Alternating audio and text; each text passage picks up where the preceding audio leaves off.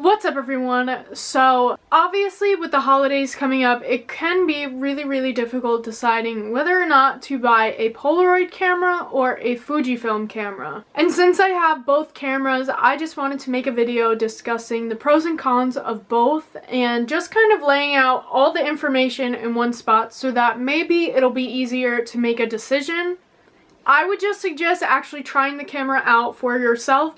I might absolutely love a camera, but then the second that you try it, maybe there's something about it that you don't like. I've had all of these cameras for a good amount of time now, so I kind of know. So I'm gonna start out with the Fujifilm cameras. I don't own every single type of instant camera by Fujifilm, so I can only talk about the ones that I have. So the first one I have is the Mini 70. I've also had the Mini 8 and the Mini 9, and I just feel like if you want a mini camera, you may as well just get this one, especially if you are a teenager or a young adult, just because this is basic enough to use where after you use the camera a couple of times, you're really gonna get the hang of it. It has an auto exposure setting, so you don't really have to worry about that as much. If you maybe are a parent looking to buy your kid a camera and they're maybe around like 7, 8, or 9 years old, I 100% recommend going with like the Mini 10, the Mini 11, one of those types of cameras, just because again, this one does have a good amount of modes on it. And the film also really rounds about to about $1 per exposure, which is really good for instant film right now. If you buy the film in bulk from Amazon, you can even get the exposures for like 50 cents. So it all just depends on price, like I said. But if you are kind of looking to travel and you just like these small credit card sized pictures, definitely get either the Mini 70 or the Mini 90. The Mini 70 had enough settings for me to where I was satisfied. The Mini 90 just has a couple of extras, and now they do also make these to where they can connect to your phone. So if that's something that you want, then definitely get like the Mini 90. Obviously, the more settings that a camera has, the pricier it's gonna be. So I feel like especially for this price point, it's definitely gonna be worth every penny. And then I have the SQ6. With this camera, I feel like it is the perfect in-between of Polaroid and Fujifilm, just because the film is literally the in-between size for the credit card sized mini film and the Polaroid film. So if you're really debating on what camera to get, I would say just get this one. It's pretty sleek and easy to travel with, and it has so many different settings, and you can even see here, like, it does have a self-timer and a no flash. So again, like, this is literally the perfect camera. It's just that the film does get a little bit pricier since it is a little bit bigger. But again, I love this camera. It also has an auto exposure, so you don't have to worry too much about it being under or overexposed.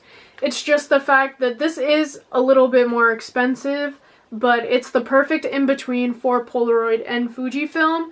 And especially if you're trying to give someone a gift, I feel like this camera is perfect because, like I said, the film is just the right size, and it also just offers enough flexibility with all of the different modes that I feel like anyone would be satisfied with it. But it is a little bit harder to travel with just because it is a little bit bigger, so depending on certain restraints that you might have, like, you can't really take an SQ6 to a concert, but a Mini 70 is really easy to fit in any purse or bag. And then now onto Polaroid. So this is just the Polaroid Now Plus. This one connects to your phone, and it has so many different options when you're connected to your phone. Other than that, it can be kind of limiting. Obviously, the flash does go off, and you can also have it set to different things. Through the app, you can have like automatic settings, so if you want to have it on like a higher exposure setting, then you would just have to hit this plus button. But again, the film is big and the cameras are pretty bulky and heavy, so sometimes it's hard to travel with. And then we also have the super retro style of Polaroid where you can literally only have the flash on and then an exposure setting.